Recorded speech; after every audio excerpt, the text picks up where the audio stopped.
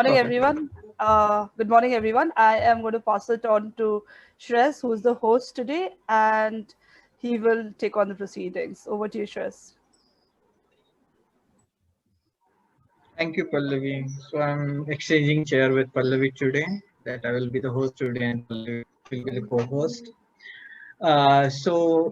Welcome to you all for the uh, today's session of the Pioneer series on current state of Indian journalism.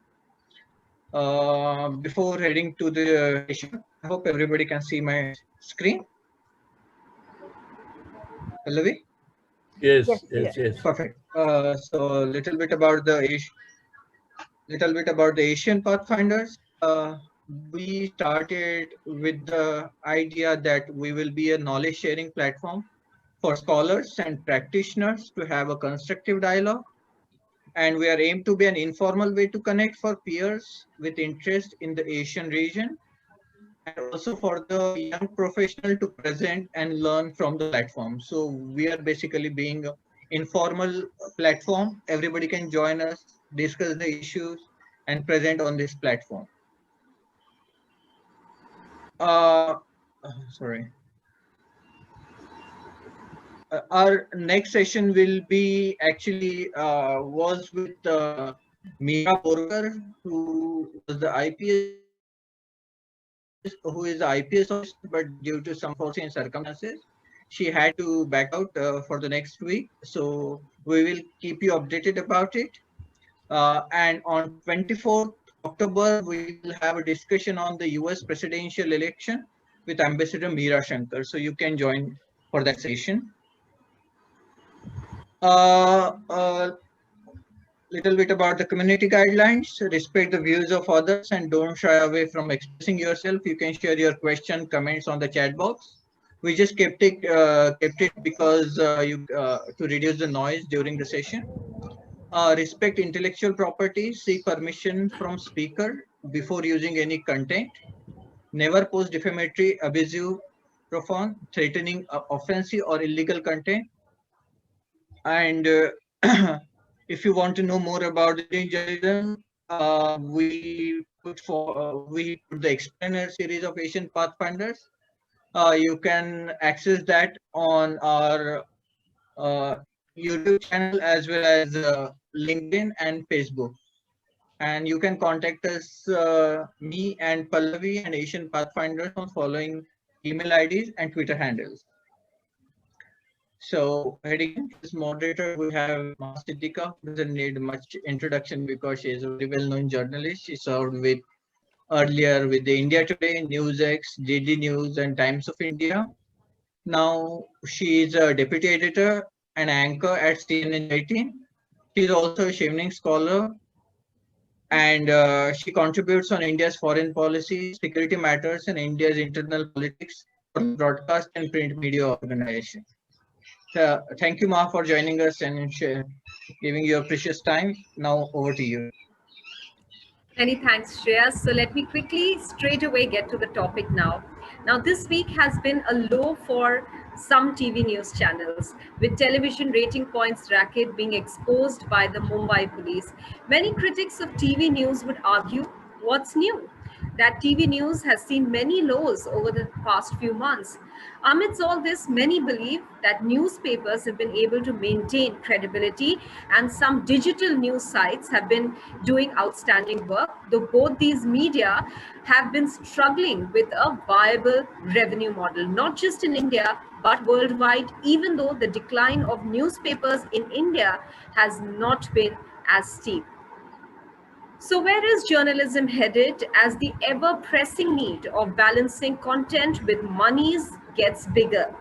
And more importantly, in an era where a cocktail of social media and smartphones has changed the dynamics of news pretty drastically. To talk about all this, we have with us an eminent journalist today, N. Sathiya Moorthy. He's a distinguished fellow and head of ORF's Chennai initiative. He has worked for the Indian Express, the Hindu, the New Indian Express, Times of Deccan. He's also been an editorial advisor at a trilingual TV group in Sri Lanka. I would like to now hand it over to Mr. Moorthy for the opening remarks, and kindly put all your questions in the chat box. We'll take all those questions once the speaker finishes his opening remarks. Sir, over to you. Good morning, everybody, and thank you also, everybody, particularly for what I ought to have been. Now, Maha started off the conversation for the day. One is about the TRP rating issue. We could not have met at a better or a worse situation for the media in this country. To the situation in newsrooms or newspaper circulation, the credibility, etc., etc. Let me begin with one single question for all of you to ask yourself and answer yourself. How many of you, Maha excluded, that is a non-journalist here, read the morning's newspapers today? How many of you watched the television news this morning or yesterday evening? 3, flowing from these two, what is your main source of your news today? This your generation, or the present day older generation or younger generation? Is it not the social media? That is where our problem begins, the state of journalism. And unfortunately, most television channels over the past 10-15 years, when the competition was big, they also started off with what is called citizen journalists. Anyone with a mobile phone could become a journalist on the spot. All these things have added a kind of negative approach to journalism. 2, competition and not compatriot is also another factor in today's kind of journalism. I grew up in a different atmosphere where journalism was more of healthy exchanges. Invariably, my next job offer would come from my own colleague, senior colleague. There's a vacancy there. I have recommended your name. That is to say, there was a network of senior journalists who did not stop with the press club bar. Right? So, there was a lot of give and take there, exchanges there, and people were very careful that, one, the ethics were followed. 2, there should not be any embarrassment for media as a whole. I would say I'm going to make it a little chatty and anecdote-centric. I remember, this is, say, I'm now 66. One of the early days, the day was very clear when Jayaprakash Narayan, I don't know how many of you even have heard of the name, right? And even older people, I'm saying. When JP was dying in a Bombay hospital, he was in hospital for months together. And given the environment of those days, the Janata Party, emergency and all that, almost every newspaper had prepared a special edition, 2 pages, 4 pages, depending on whatever they had. Only thing was, the time alone had to be filled. Mr. Ramnath Goenka, the founder of Indian Express Group, was a personal friend of JP and a well-wisher, mutual well-wishers. There was a flash in the television tickers that JP is dead. So all newspapers scrambled to bring out their edition. Then a message followed from Mr. Goenka on the ticker, on the internal tickers. JP is not dead. Repeat, JP is not dead. Please inform all newspapers. Right? He also knew from his experience that all newspapers would be bringing out. He could have enjoyed the embarrassment of other newspapers, bringing out a special edition and the man is alive. Right? I think JP passed away about a month later. Right? But he did not do that. Likewise, in the case of Bofors, as Maha and others would know, the Hindu was the one that exposed Bofors. I'm not going to the politics of it or even the reportage. Hindu being what it was, and I was working there at that time, they carried a particular news report one day. Next day, it was in Parliament was in session. All other newspapers picking up the Hindu report, wrote editorials, analysis. Members asked questions in Parliament based on the Hindu report because Hindu was one following up on that. And Hindu was credible. But that day, the Hindu editor wrote a signed apology saying my report was wrong.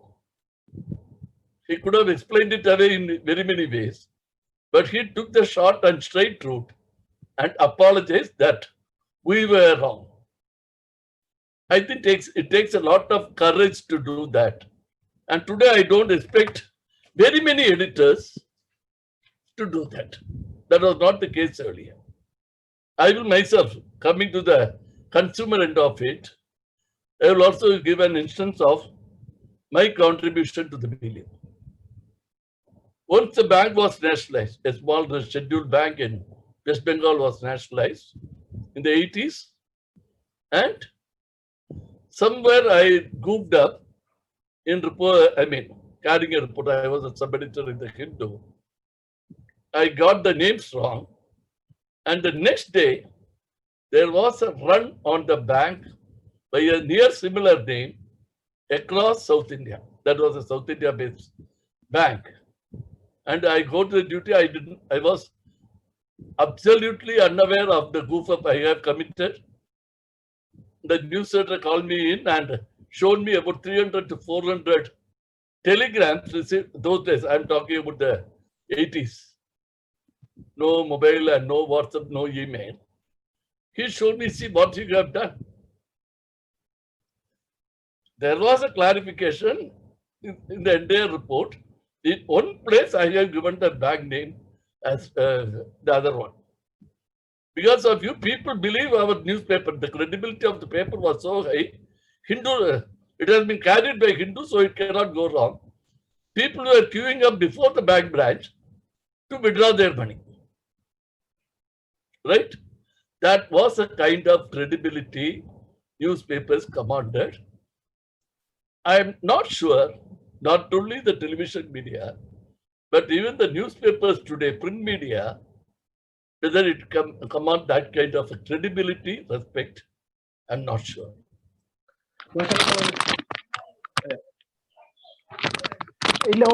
Excuse me, anyone who is not muted, please mute yourself. Thank you. Yes. Continue, sir. Okay. Now, where do we go from here? I'm not going, I'm going to just keep the introductory remarks short so that if there is more time for conversation, because you said it is not a webinar but a conversation, I would like greater involvement.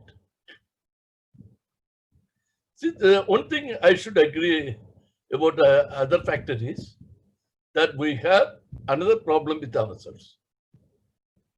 As a journalist, we get the society get the journalists we deserve. Journalists are not jumping from the skies. We get the politicians, we get the bureaucrats, we get the lawyers, doctors, engineers. Everyone is born only out of us. If I am a journalist, my brother may be a doctor, another may be a lawyer, another may be an engineer, a chartered accountant, someone brother or a sister may be a politician. So all of us get the same background. So good or bad, all of us reflect the very same culture of the family or the society. But where the problem arises is, when you talk of a doctor, The doctor is, at the end of the day, compared to all of the professions, he may be a final arbiter between death and life. Likewise, a journalist can make or mar a situation the next day morning. I remember some of the early instructions I got, which I'm afraid even Maha may be shocked to hear. One of the early instructions, I am talking about the mid-70s, when I was told, if there is a communal clash, don't carry it on page 1. Right? You have to carry it, particularly if it is huge. And don't give the number of victims in the headline. People may be traveling, crossing Central India or South India or whatever. So family may be concerned. So you should not ignore, because there was no other way of communication. Even telephones were very few and far between. Letters will take months to reach at times, or at least days. But trains don't, even those days, the trains were not running that slow. So carry it for the record. Don't ignore it, but don't play it up. A communal riot should never appear on page 1 or opposite page, which was what used to be called turn page. And in no page should it be carried at the top of the page. See, something as simple as this. And those of you coming from UP and Lucknow know, every Ramzan and Baghree season, those days at least, there used to be intra-caste issues in Lucknow. That also you should never mention the name of the religion or name of the sect. 2 sects from a particular community. This was a standard phrase used in all the newspapers those days. Whatever may be their editorial position on those issues, news reports would never carry anything provocative. And to be fair to the editor, they will be even less provocative. Maybe because, as I have analyzed, been asking myself then and now, that may be because those days, my people who taught me were taught, or they themselves were part of the freedom movement. They had seen partition, they had seen and or heard from their guru, their parents, whoever it is, the travails of partition, travails of freedom movement, etc., etc. So ethics were taught to us in the office room, not in classrooms. Learning ethics in a journalism classroom is one thing. It is very fine, it is codified. People should get to learn, know, etc., etc.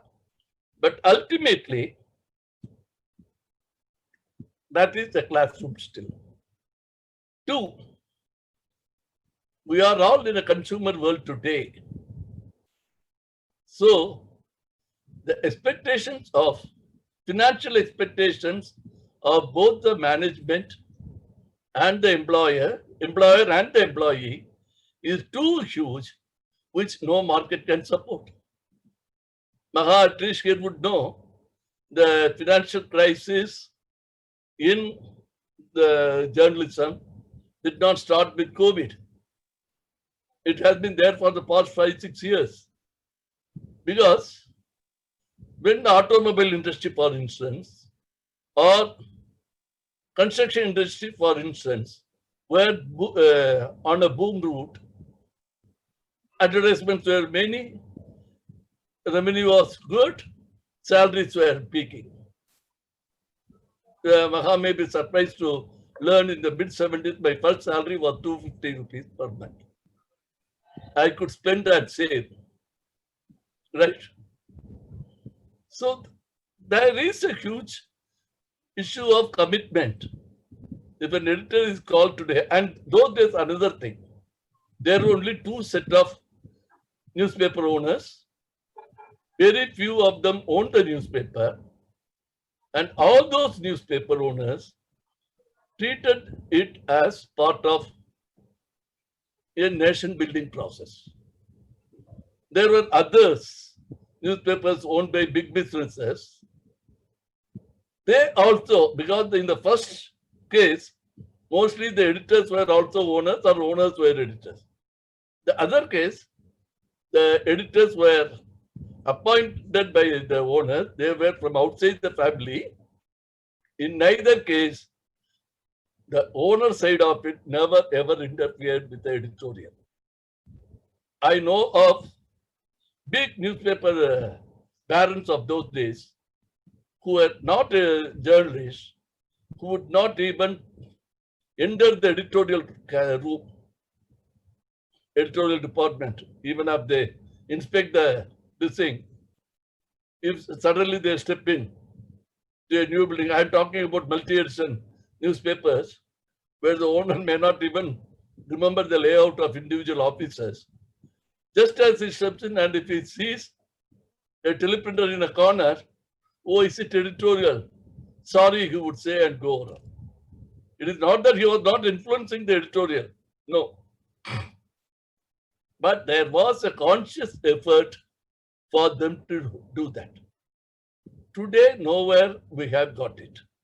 Going back to my first question before I finish, did you read the newspaper? Where do you get the time? If I take someone like Maha, who is a television journalist, I don't think they can hardly get any time. See, in the West and all that, when television started, there was no social media. Your editor cannot call you on the mobile and ask, why are you sleeping? Did you not see the flash? Get out. Today, I don't think, other than deputy editor or editor level journalists in television media, any reporter gets the time to know what the news is. If something is happening in Chennai or Bombay or Lucknow or any city, they will be chasing those stories for days together. Then, okay, they relax, something else crops up that very evening. I don't think they get a full picture of what journalism is after they leave the journalism schools. So they don't get to read newspapers. They don't watch their own news items. They just don't do it. They don't get the time. Someone would, father or mother will call, I saw it, it is good. Or I don't understand, you come and explain it to me. This kind of journalism cannot go on. Because unless there is a readership participation, no journalist or editor will be hold himself accountable to himself, then to their readers. Right? 3, there is another huge problem. Trial by the media. That is what all of us would say. There is something also called trial of the media. See what is happening now in Bombay. There are people who take the social media to declare this TV channel is run by missionaries. That newspaper has been purchased by someone, foreigners. Right? This editor holds a passport from some other country. Right? Do we not, after the reforms era, permitted CEOs or corporate CEOs from other countries? Indians or foreigners or Indians with a foreign passport. Right? So why this ban? In the social media, unfortunately, as your generation knows much better than I will ever know. Once you start accessing a particular brand of news, particularly social views, political views, or economic views, your Facebook will be filled only with that kind of messages. Right? If your Google News will be filled only with that kind of messages. Right? When that happens, You will never get, and if that becomes your main source or the only source of news, I don't think you are ever going to get a full picture of it.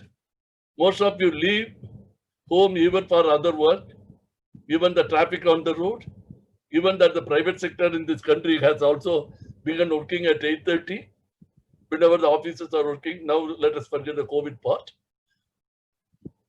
So when do you get up? When do you come back? Where do you have the time to browse through your newspapers? Even if you have a four-wheeler, you are the one who is driving it, not sitting in the back seat and glancing through the newspapers. Newspapers you buy because you have been buying that. I don't think many people even touch the newspaper, have the time or the inclination to touch the newspaper. So the value for the journalism is diminishing because of such social media bombardments. Because you get some kind of a news. Yes, as I heard that Bombay, there was some film actor committed suicide. People may not remember names.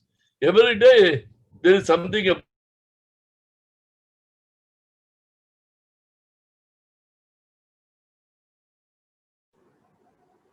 Okay, I think Sir's connected. Connection. I think possibly. Shreyas, if you don't mind checking with her. Please. Yeah, no. I'm just. Okay, sir. Yes, sir. Okay, the power possibly. Can you hear me now? Yes, sir. Yes, sir. Can you hear me? Yes, sir. Okay, because I have standby internet also. Now there's a power cut, so the main line has gone. Now here I will. So these are issues. No one, because you get to know only one side of the story from the social media. After that, you have never applied your mind to that. It has become easy to influence you. Right? The viewership. So, news sources, whether it is television or print media or web journal, they have been forced to adapt a particular method to cater to their readership, because they need ad. And now, as Maha was indicating, there is this what do you call TRP ratings, and for print media, ABC, Audit Bureau of Circulation, they decide the ad rate, they decide the ad number of insertions, right?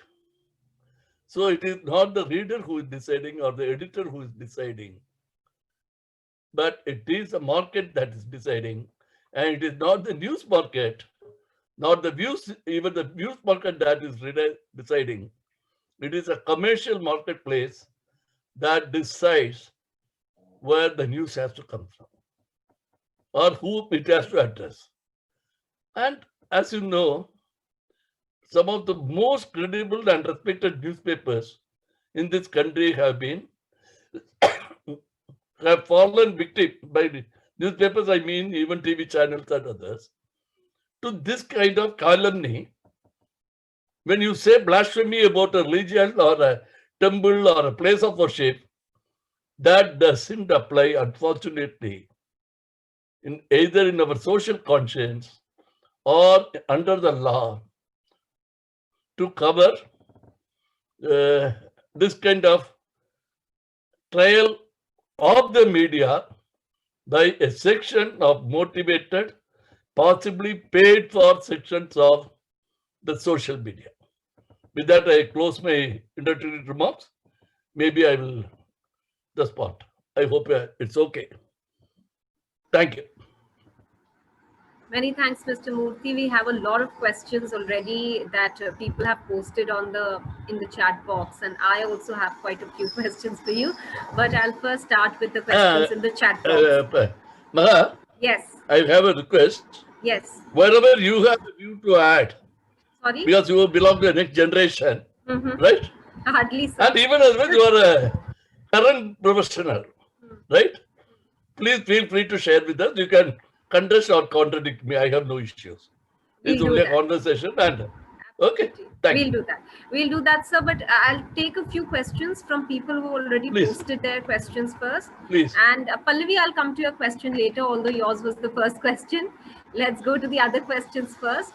So Anand Gaur has asked this question, sir. This is with regards to, he says, we do say media has changed, but at the same time, even viewers' taste to consume the news has changed. More than news, many viewers need entertainment news, and to keep the channel 24/7, the TRP issue being evident, how do you look at this issue of viewers, which works as a catalyst of what media has become today? What are your thoughts on it? I think that is what I answered towards the end of my conversation. My part of the conversation, rather. See, viewers have become have a particular mindset. They have already been influenced by the social media. So I'm not sure how many editors are ready to change the magazines or the TV channels views to meet with viewer approval. TRP rating is one thing, but that doesn't mean it's a viewer approval per se. So there is a contradiction definitely there. Some of the leading newspapers have lost their circulation figures in the last 5 years. It had nothing to do with the arrival of television media, because these many channels were there 5 to 7 years earlier also. Very few television channels have come up in the last less than 10 years. Most of them came in the previous 10 years. And some channels have also shut shop, just as some newspapers have shut. So I don't attribute this fall in circulation in newspapers to the advent of television channels. Likewise, in the fall in TRP or viewership of some of the TV news channels, again to TRP alone. It is a preset mindset of the viewer who has never sat down to ask himself, did I hear it right? Have I heard anything new from this person or from this channel or from this leader or from that opinion makers? They also come to the channels, particularly for talk shows. You know what is he going to say? Even common viewers, if they are watching the TV, particular TV channels or a particular time slot for talk shows, they know what the next word is going to be, right? So unless viewers become more open-minded and viewers come to understand the nuances of news making and the differences between the two, this is going to continue for some more time. But as it has happened in the past, now it is the television channels are also there, or social media is also there. People are already losing trust in social media.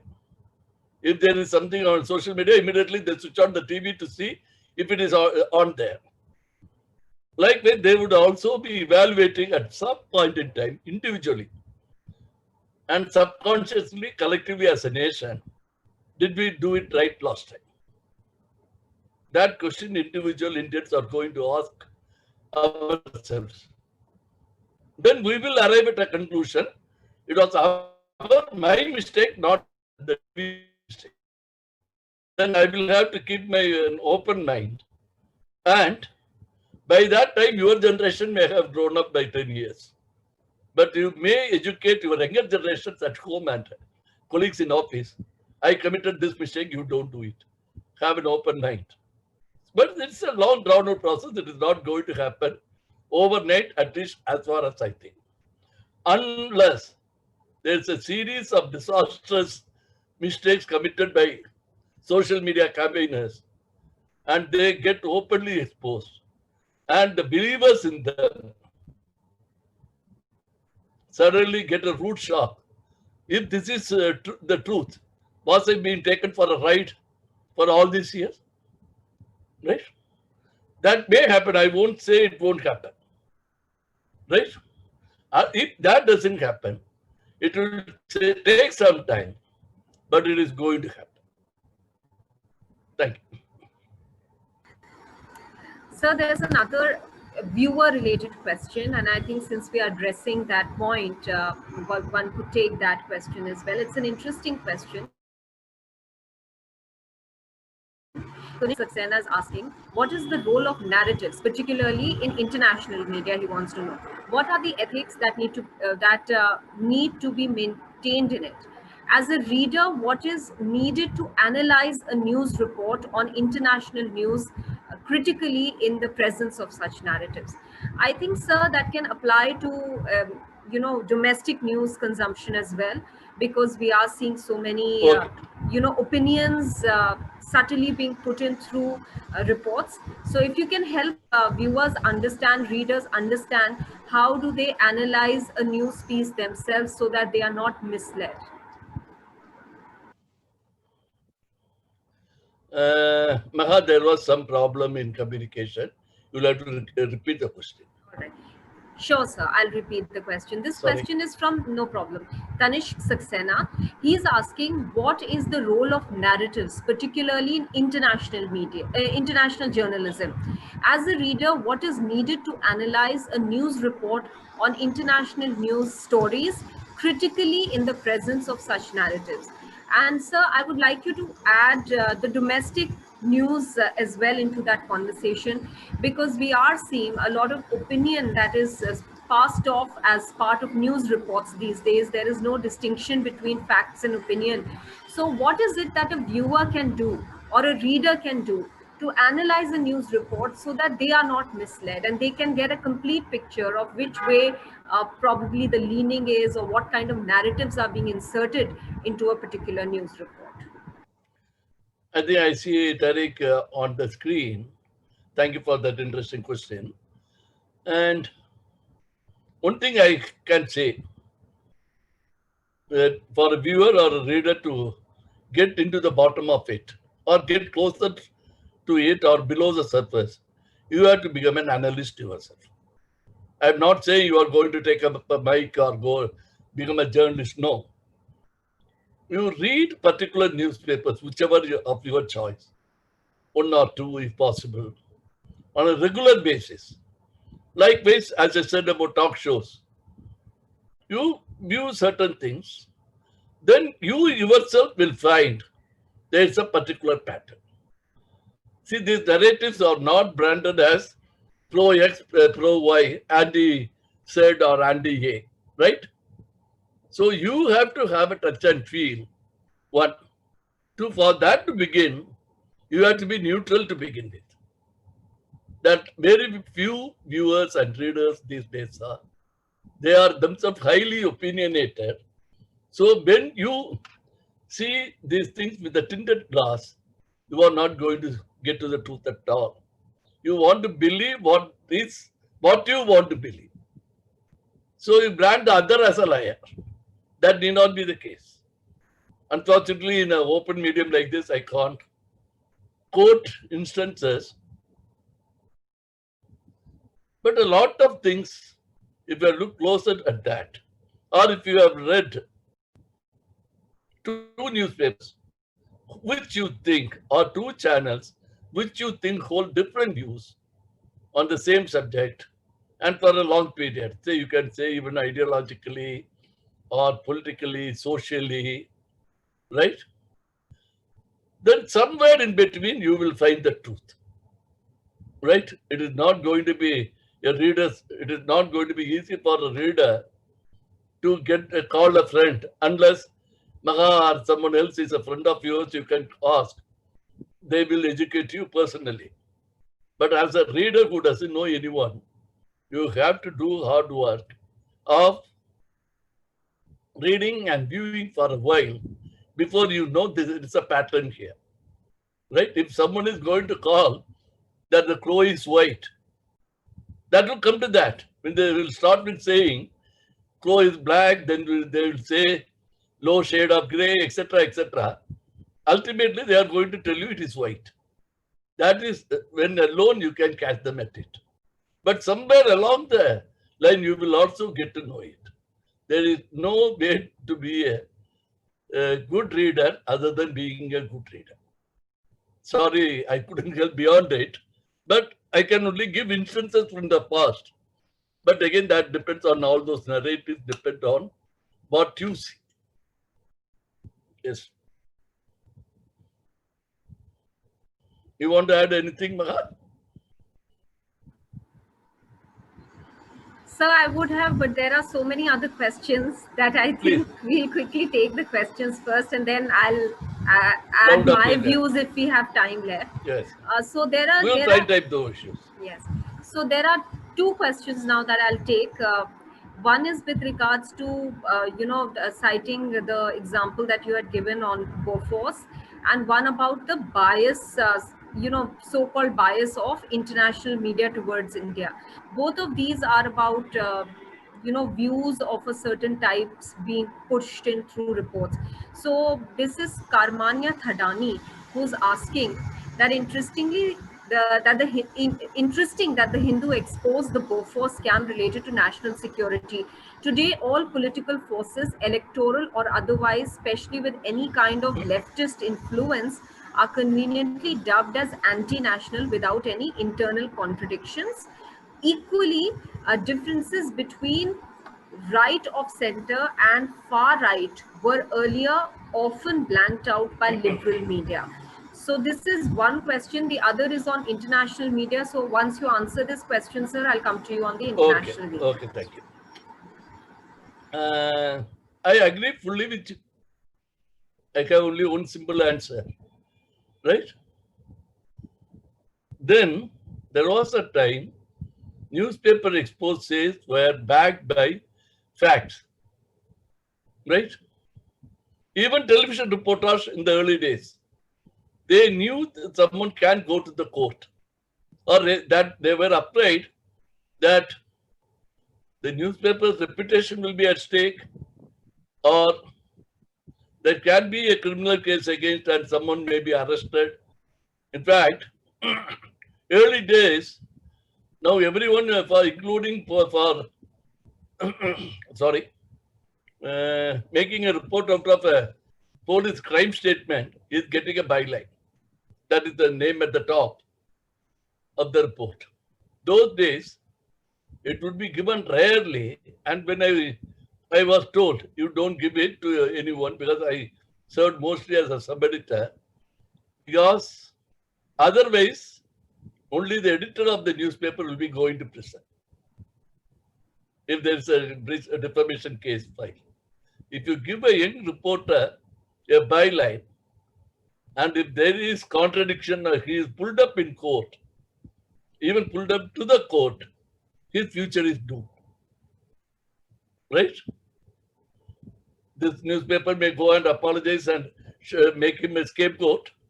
Because as I said, there was clear lines of division between the management and the editorial.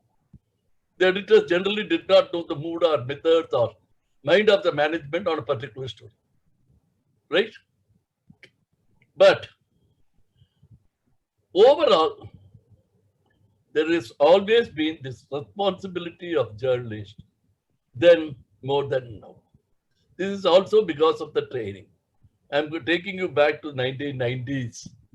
In Parliament, after Mr. Deve Gowda lost his majority and was addressing, moving a trust vote which he lost, a veteran spoke for 1 hour defending Deve Gowda.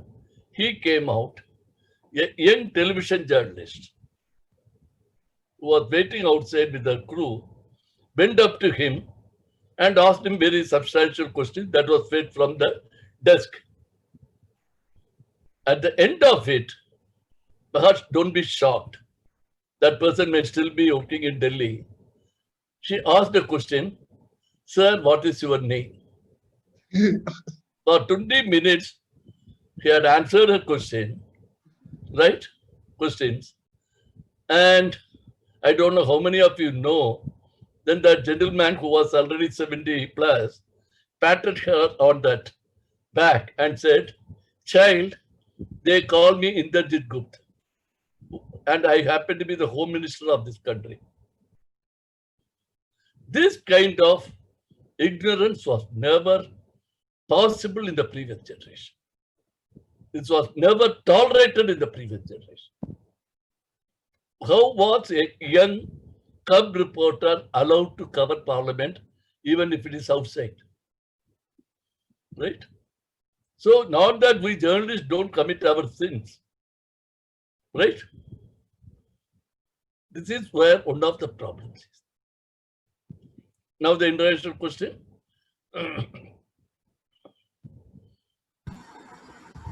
So, sir, this question is by Nitin Khandekar.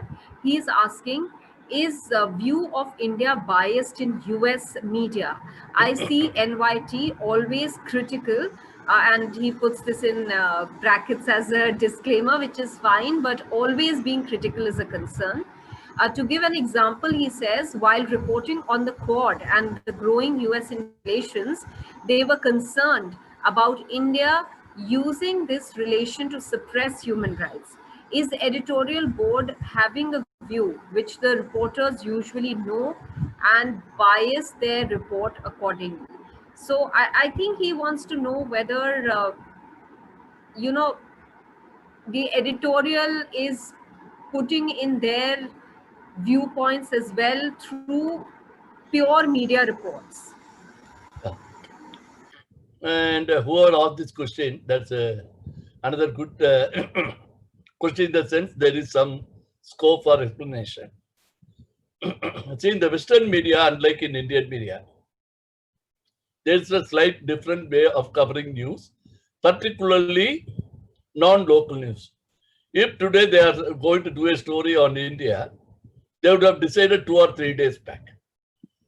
So the managing editor or regional editor, whoever he is, he would be in touch with his reporter in Delhi or wherever. He will be coordinating, this is the focus of our story. This is the theme of our story. And do you think this line will right? So before that report is written, even if it is based on the Prime Minister's Independence Day address day after tomorrow, they would have formed a collective opinion. And this report is written there. The reporter reports something, and a collective report is always done in the headquarters, editorial room. So they always tend to, if you look at the footnote, they would say so and so with so and so in Delhi. That is it. So there's here we don't do that. Sub-editor only corrects mistakes, factual errors, grammatical errors, all these things happen. This is also, I don't think, greatly different from how our television newsrooms work. The influence power comes mainly in the talk shows. News coverage also, if you want to give a motivated version to everything, that is already happening, we are seeing. But generally, newspapers in India don't go by that. They reserve it for editorial coverage, editorial writings, opinion making pieces, what is called open pages and news, etc. News news is sacrosanct, news can be different. One, for both questions together, I will tell you another, just an old newsroom proverb. If a dog bites a man, it is not news. If a man bites a dog, that is news. Negative news sells. One. Two, there is one thing we have to understand. Most foreign newspapers, if you take the American newspaper, they view foreign countries only through the eyes and prism of the White House. Right? Broadly speaking, that will be their tone and tenor. But as they did in the case of Vietnam War, or domestic on the domestic front, even Watergate, there are exceptions to the rule. But they view international news only through the White House policy, and they all of them call themselves right liberal. So the views cannot be much different from each other or one another. Here, that is not the case. Until not very long ago, our newspaper did not have very many reporters covering foreign news. When they started having it, newspapers gave the editor, their reporters full freedom to report, where they were only reporting. They are very rarely commented on it. And see, for instance, a correspondent of an Indian newspaper in Washington, he has very little access to local leaders or opinion makers, particularly of the non-academic kind. Unless he had worked in Delhi or he knows someone who had worked in Delhi and now he is working in State Department, he may get a 10% advantage over someone who doesn't. He had to do his homework and he can ask the source, no, I heard, is it correct? That American officer may say, I neither deny nor confirm, means you are not off the mark. Right? So the narrative of foreign newspapers about India, New York Times, etc., they are for their readers. Why do you read it and make opinion about New York Times? Right? This is another problem with us. We should be bothered about their views for their readers and their nation's population when you don't read your own newspapers. Two, there are occasions when those newspapers have exposed. Right, I'm going back to a particular instance. For time. During emergency, all Western newspapers were against the Indira Gandhi regime. Looking back, do you approve of it or oppose it? These are all instances based. Only history can provide answer. If you are already predetermined, as some of us are already now about the present, then we will see only the negative part. If you are already, as someone here said, pro-left and see the Indian establishment in poor light, every negative criticism of your government and your country by a foreign media will bring you cheers. So again, the responsibility is for us to decide. And two, this is applies, all these things apply only to a neutral reader. I don't see very many neutral readers in India today. Thank you. Thank you, sir. Next question that I'd like to take is from Charumati Haran. She wants to know that, she says, I recently saw that some of the few Indian online satire portals have been closing down. Do you think that there is a shift away from satire in digital and print media as a whole? I won't see, that depends again on two or three things. One, the right people to write such satire pieces. At the All India level, the only person who had consistently written was the late Cho Ramaswamy, though he wrote mostly in Tamil. Whenever he was commissioned in English, he brought out the same satire, but later on, he himself developed a particular political viewpoint, right? Then Jag Surya in Times of India. Very few. How many young satire writers have come up in the mainline newspapers or television channels? For talk shows, they could have had another half an hour of satire comments by someone. I think there was one in CNN-IBN on Sunday mornings. Remember, 10 o'clock, I forgot. A Parsi journalist was. I forgot the name. What was that is? That was the only one I have ever seen in the Indian channels. It was Cyrus. Huh? Cyrus Brocha, right? Yes. That was the only one. How many people watched? Still, he had a huge following up to a point. And two, why are they closing down? It is maybe pure economic reasons. Even for running a satire website, you need to invest. And you have to get the right people to write. And still you should be able to attract readers or viewers. The problem again here is, there is too much of all these things other than that of a viewer. Right? How many web journals are there? How many YouTube channels are there? No one knows. How many TV channels are there in India? I would think that in Tamil alone, in Tamil Nadu, there are more than 100 TV channels. You can imagine how many could be there in Hindi. So we don't view all of them. We cannot view, humanly impossible. You want to spend 2 minutes each channel each day. Right? So some of them have to die their natural death.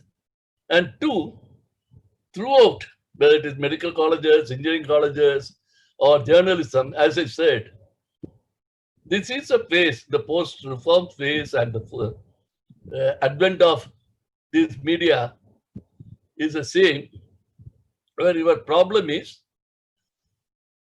you start off as a child. Now we are reaching the age of man. Only man can survive, child have to fall, will be falling by the wayside. See, earlier institutions were brick and mortar, brick by brick. If you take any of the old newspapers or even early television channels, they did not huge funds to start them. Then when they picked up by the hour, by the day, by the year, some of them have crossed 100 years, 120 years, not for nothing. But when you start up ambitiously today and the market is overcrowded, some of them are bound to close down for no fault of theirs. All right, so we have the last 4 minutes left. There is one more question from Karmanya Thadani, but there is one new question as well. So Karmanya, I'll come to your question once we finish those. Let me take one question from Pallavi as well. She's put out 2 questions and I asked her to hold on. I'll take one question, Pallavi, of yours. The new age media, online startup media has ensured that media continues to inform citizens about real issues. However, their reach remains limited. How do you ensure that such kind of media reaches the masses? See, again, I go back, I have to unfortunately go back to the same argument of mine over and over again.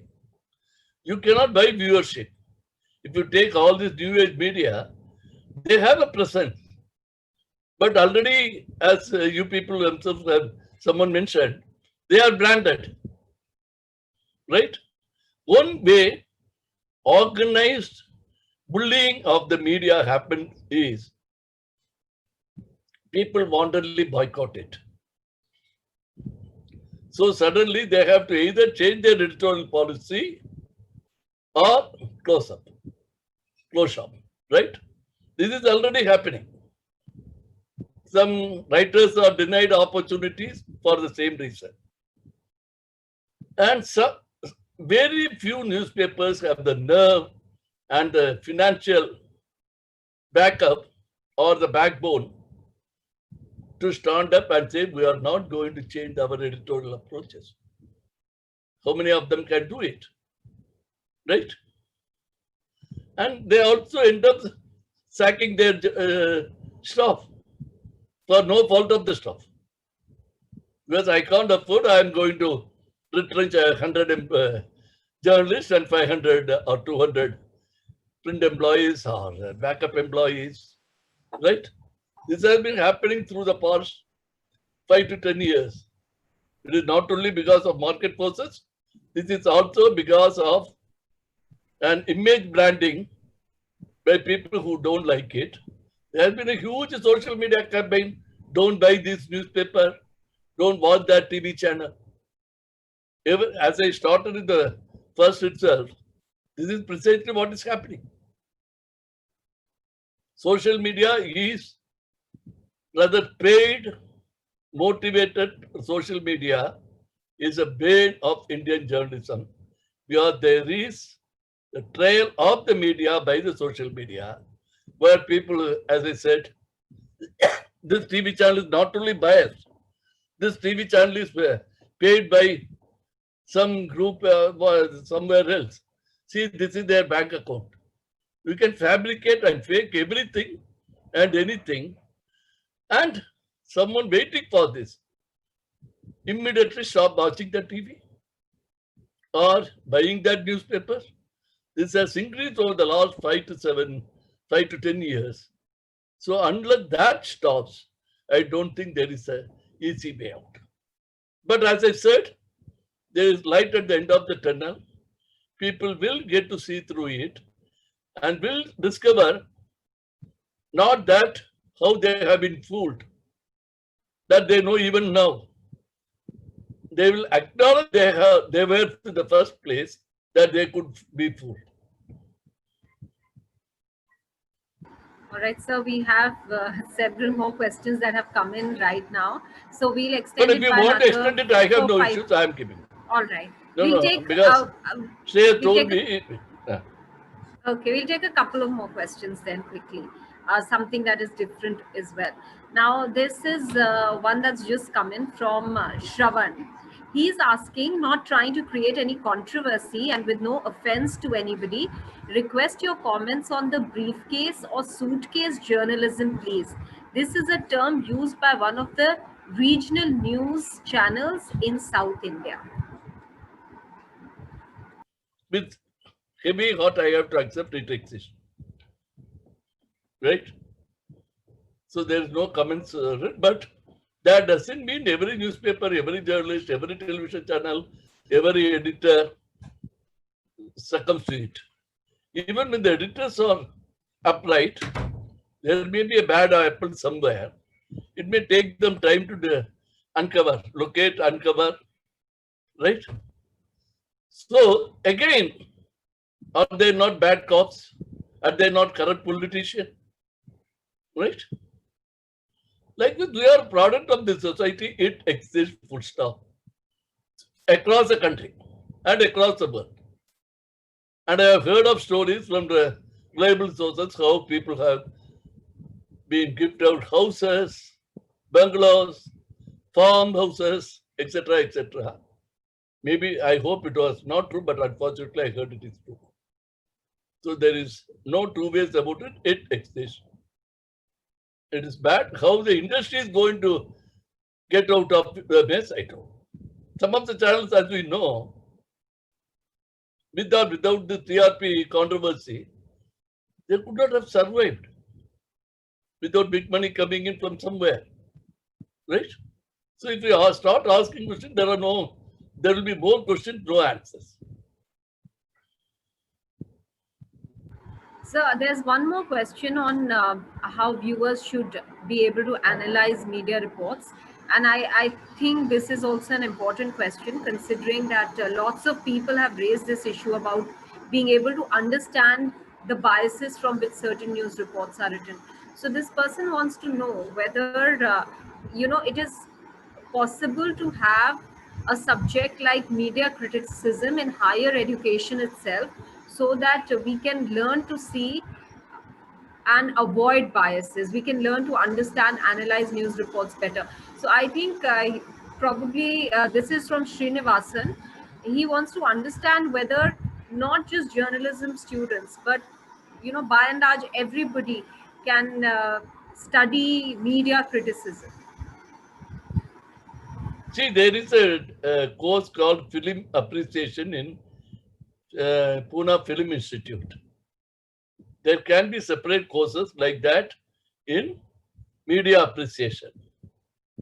I'm not joking about it, but if you are going to have a classroom at what level, for whom all those theoretical questions will appear, because most of our younger generation are engineers. Do you want to have a course in media appreciation in engineering colleges? When someone would like to go, if at all, to an MBA course or a higher studies in technical education, right? So there can be a short duration course of 3 months or 1 month in media appreciation. But remember, in your generation, I assume that you are a young person, your generation, even your faculty are going to be biased, right? Unless those who run their schools or courses choose, there should be a forum for multiple views, then you will get to know it. Otherwise, if they are biased, And if they have an agenda themselves, they will create courses where you get to hear only the same view. Pro this, pro that, anti this, anti that. Right? Only to avoid that, you said you read it and learn it. You read newspapers for 2 months every day. It need not be morning. It could be evening or it could be weekends. But how many of you have read today's newspapers? I have to go back to the same old question. Yes. Sir, so we'll have to wind up, but there's one very Please. interesting question. So I would If like you want your to brief ask, comments. I'm. No, I think we will need to wind up in another 1 minute. So I'll give you, sir, about 1 minute to answer this question. This, I will just paraphrase this question with regards to everybody wanting to hear, wanting to be part of their own echo chamber. People are not accustomed to listening to other viewpoints, and social media allows us to have that echo chamber where we are constantly hearing views or ideas of our kinds. So this person wants to know, what is your take on that? Is there any way, sir, you can suggest that we develop the courage to listen to the other viewpoint as well without getting offended? See, I fully agree with you, but there is only one problem. You can't do it. It's a very different social ecosystem you have grown up in. How many of the youngsters have heard their parents discuss politics? How many of you have been taken to family weddings? You have been forced to study this tuition, that class, right? If you are free, if you are a bright student, then they thrust music classes, swimming classes, things like that. You are never treated as an adult or a prospective adult by your family. So you have never heard things I have heard in my childhood. I started reading Tamil newspapers when I was in 2nd standard or 3rd standard. I don't think any of you have read a newspaper until you are in the 7th or 8th standard. Then you will go to cricket, if at all, or entertainment.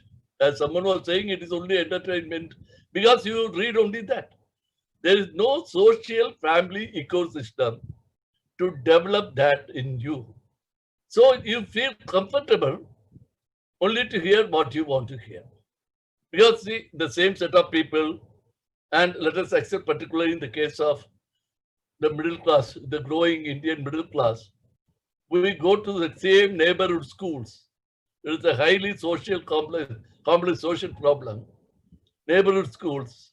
If you are in an upper class neighborhood, you get to go to that school. The families also think the same way. Very few families in that neighborhood will be looking at things differently. So you are conditioned to do that. In our generation, however rich we were, we went to a government school. There were no private schools. There were no neighborhood schools. So we saw rich and poor, poverty, and we ourselves didn't know we are rich. That is how we were brought up.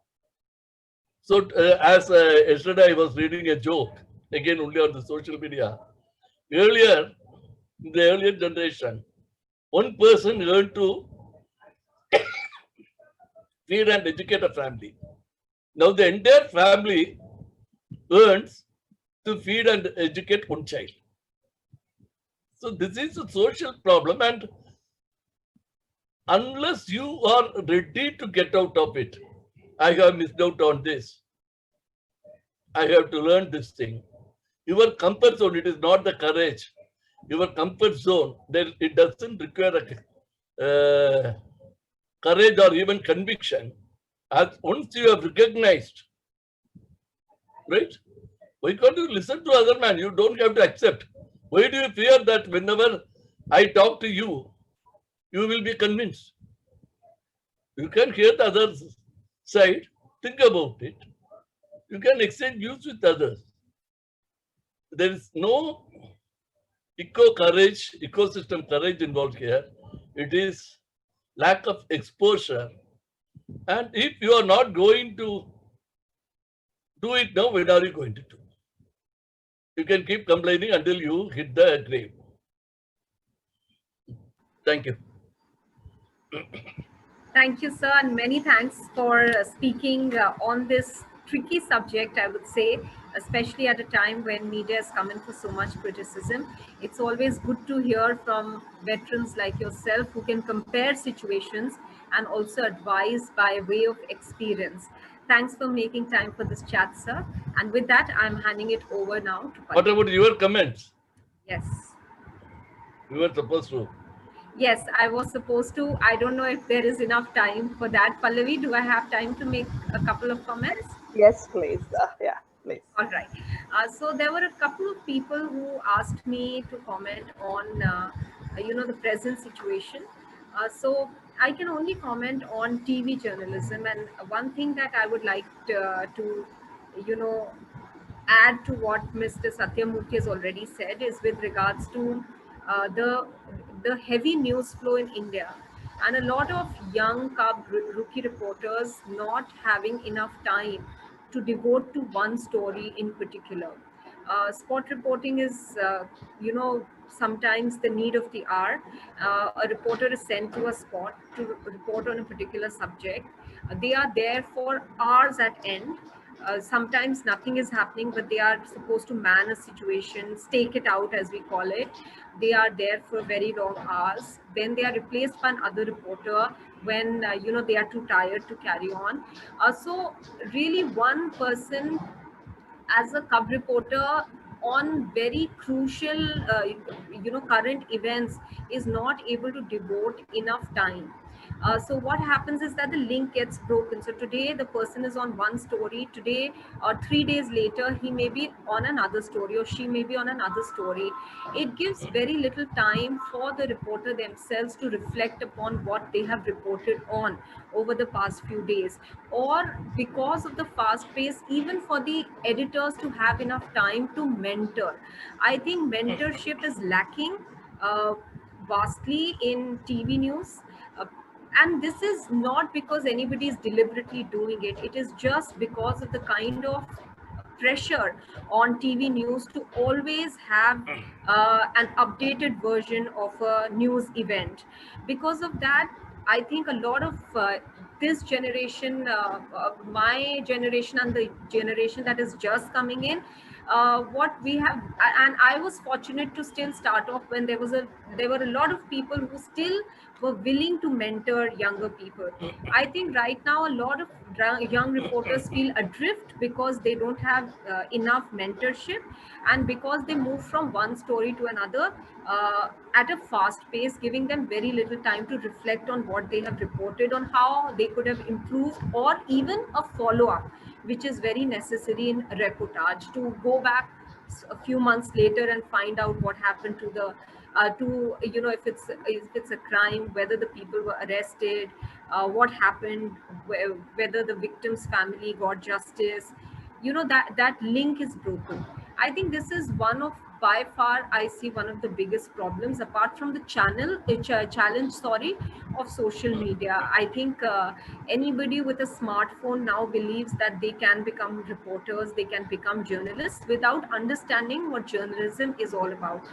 So for that, there are two things I feel, and this is my personal opinion. I feel that those who aspire to be journalists should ideally be going to a journalism school, so that they have basic training and basic knowledge of what journalism is. They don't just float into journalism because they feel that they have good speaking skills, writing skills. That is a prerequisite, that is a requirement, but there are many other things that makes a good journalist.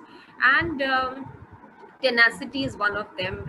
Not crumbling under pressure is one of them, and a lot of things are taught in journalism school, how to be able to navigate this minefield. So I feel that yes, it is important to have training as a journalist, or at least in a newsroom, be under the guidance of a senior for some time to understand the nuances. You learn a lot on your first job, so that has to be there. And with the advent of social media, I feel it is important that the role of a journalist is taken more seriously. We are not just reporting events now, we are also verifying, fact checking. And I think many people believe that with the advent of social media, the role of a journalist will be curtailed. I feel no, our role has only grown and our responsibility has increased. I have just one more point to add for those who want to become, who think with the mobile phone and some thinking capacity, they can become journalists. Just give a written form and shape to whatever you think. Send it to your newspaper editor, even the best you love. If they publish it, you will know that you are right. You are not off the mark. If you reject it, ask yourself, why did they reject it? You will learn a lot there. Thank you. Thank you. I think Pallavi can take over now. Thank you, Maha. Thank you, sir.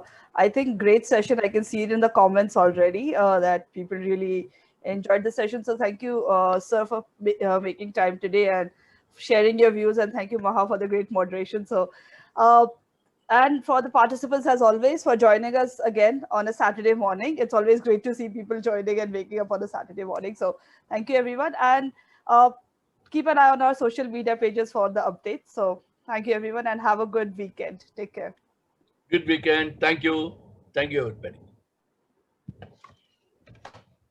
Thank you, Maha, in particular.